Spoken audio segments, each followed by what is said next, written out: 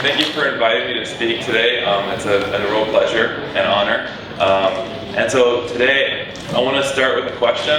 It's really cheesy, and I know you're kind of ready for lunch, but maybe just entertain me for just a moment.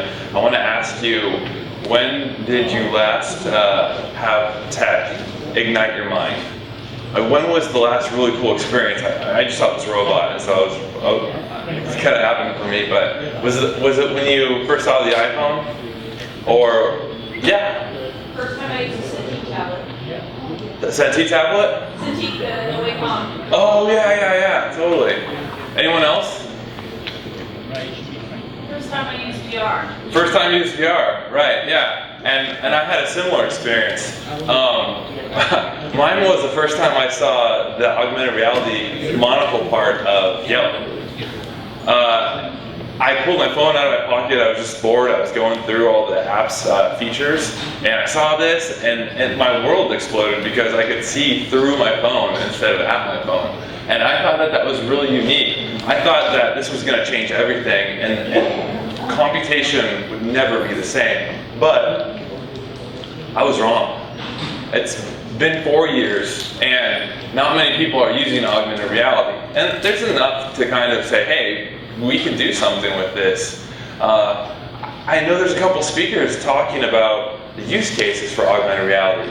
And I think that that's the major aspect, the major problem of why we are not just looking through things instead of at them today. But I think this picture kind of shows another side of the equation. The look on this baby's face is priceless. This is a scene from a breastfeeding study held at Google, where the mother was wearing Google Glass and her baby is just staring at the camera like, oh, are you serious? What is this? And so I think it's partly because of human perception that we don't adopt augmented reality more. I really admire this gentleman. He is a director of user research at Meta. They're an augmented reality headset company. I do not work for them, but I do admire his work. He has a doctorate in perception. He got from Italy, and he's done postdoctorate work at Stanford. And he said something pretty simple, that perceptual processing is important for augmented reality products. I think that's really key, so I'll say it again. Perceptual processing is key. It's really important for augmented reality products. And so today, I want to talk to you about what that means. I think that there's a lot of gains to be made in perceptual processing. Essentially, to make you better, faster, stronger. Yes, I just quoted Kanye West. Please forgive me. That's probably Daft Punk, I think, came out with that song. So double forgive me for my ignorance. But there's 4 parts of these gains in perceptual processing that I think I'd like to talk about today. And they are attention, feature detection, cortical demagnification, and receptor activation. So let's talk about the first one. I'm going to use a use case for the Hyperloop today. I think that's one of the coolest things in the world. So this use case is a Hyperloop operator. He deals with pretty much autonomous Hyperloop track, and his job is to look at forecasts of earthquakes and other items or issues that could come up throughout the week, and to plan and deploy assets and emergency responses, repairs, all those things that would need to take place. It's very speculative. I could be very wrong about any of this, but I had to design something, so I went with that. So I think about attention as an actuator, as a replacement to the button in many cases, a replacement to UI in many cases.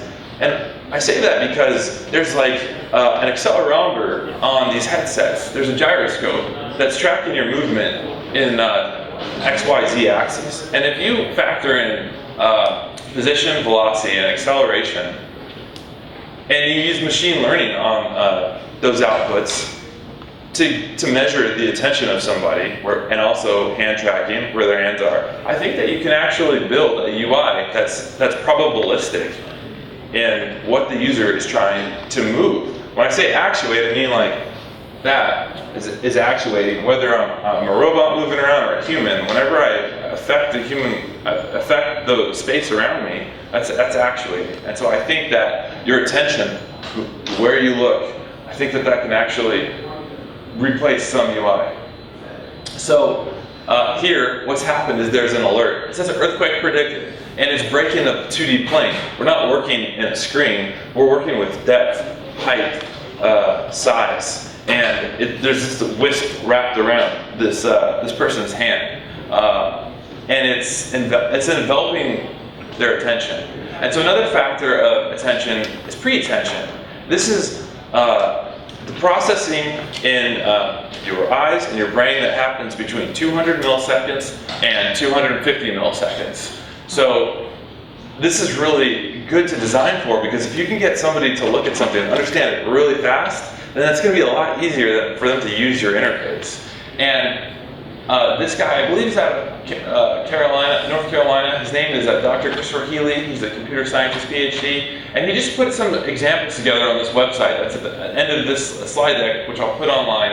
And it shows you that on the left, it's easier to see a red dot in the middle of blue dots than it is to see a red dot in the middle of red squares. And that's so basic, right? Like, you could have told me that. You didn't come here to hear that, but it's a very rudimentary example. And there's so many more items like this of pictorial cues when we talk about motion and faces and depth. There's so many aspects of which you could apply pre-attentive design. And so an example of this is if you have a GIS map layer, once the person has given more attention to the alert, this will pop up. You'll see these rings showing you the sensors for the track, and then this is the problematic sensor, the orange one. Now, I made a mistake. I should have done some squares here, so forgive me for the bad design.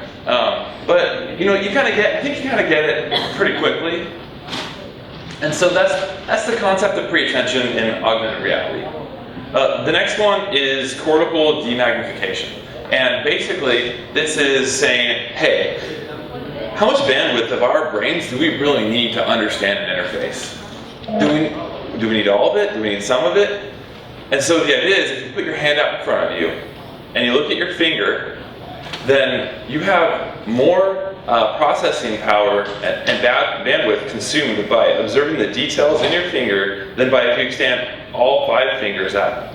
And that's really important, right? That means that we don't always need to use the same level of detail. If we can offload perceptual processing, then maybe let's do it. So an example of this is, this hand used to be kind of gray, and it's a very abstract. It's got no shape. It does not look like a widget at all. Now it's gone blue, and I think that what that's doing is saying to your attention, hey, if you want to look here, this is an invitation to do it. And the more you look at a scene or a context, the more it's going to unfold. But if you look away, you know what? That's fine. You can go ahead and do that. So the takeaway is, don't use more than you need to use if your augmented reality headset is really freaking smart. And so finally here, once you've dedicated your attention to the UI, you see, okay, I have the option to select tectonics, and you can do that. So the third part is contextual receptor activation.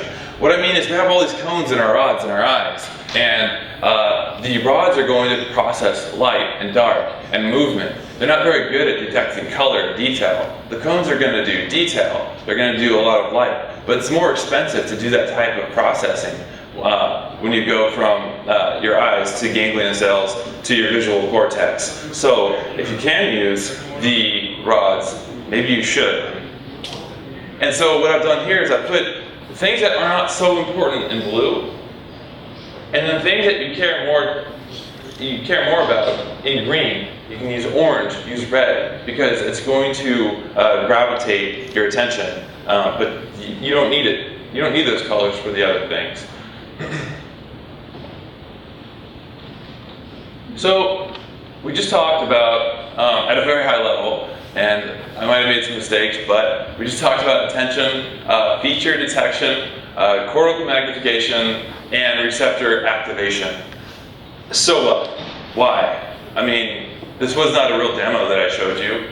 Well, I'm going to build a demo. My friend Tyler Lindell and I were given the opportunity to donate a headset from Meta. Meta is giving a headset to nonprofit, and we get to select that one. And so we thought, what is the coolest use case we can imagine? And we said Hyperloop. And so we actually found some guys who won in a contest, a SpaceX contest to build a Hyperloop pod. And now in August, they're actually going to be shooting this thing on a test track at like upwards of 400 miles per hour. And we were like, sweet, that's awesome, man. So we're gonna try to build a Hyperloop operator use case if we can get the headset in time. And we're gonna try to apply these designs and these methodologies, and I think we're gonna make a lot of mistakes. And so now I wanna open up the questions, because I think you guys are the best people at seeing the mistakes that I'm making, and you can ask some critical questions that will make me more informed as we move forward on this thing. So, any ideas, any critiques? So I have a question. You talked a little bit about rods and cones and how one is better at seeing black and white in detail. Mm-hmm. So do you consider when you're designing things like not using color because you want people to be able to process detail more quickly? That's a really good idea. And you know what? You're right. And I think Google Glass actually did that, now that I think about it. They used a lot of white. Not that I'm endorsing Google Glass, but you make a good point at that. That's something to consider, yeah. Oh, right here. Related to that is that somewhere down the line you want to consider accessibility when you're using color as well. Oh, some what? Accessibility. Oh, for like colorblind, so on and so forth? Alternate, not just colorblind, but different kinds of colorblind. Mm-hmm. You know, I hadn't even thought about that. That's a really good point.